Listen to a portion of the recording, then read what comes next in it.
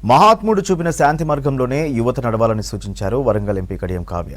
దేశంలో ప్రతి ఒక్కరిని గౌరవించాలని చెప్పారు. గాంధీ జయంతి సందర్భంగా హనుమకొండ పబ్లిక్ గార్డెన్లో బాపు విగ్రహానికి పూలమాల వేసి నివాళులర్పించారు నేతలు. కార్యక్రమంలో ఎమ్మెల్యే రేవూరి ప్రకాష్ రెడ్డి, ఎమ్మెల్సీ బసవరాజు సారయ్య, ఉన్నతాధికారులు పాల్గొన్నారు.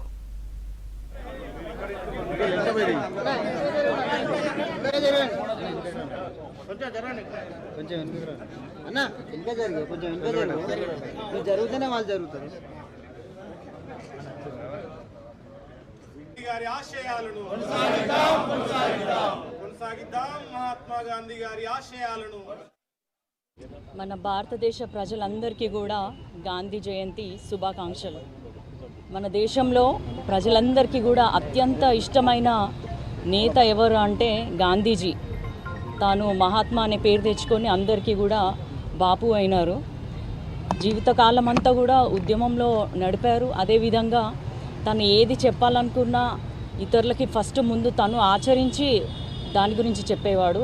అదేవిధంగా మన దేశానికే కాదు వేరే దేశాలకు కూడా గాంధీ మార్గదర్శకులు. ఆయన పోరాట స్ఫూర్తితోటే వేరే దేశాలలో కూడా స్వాతంత్రం కోసం పోరాటం చేసినారు.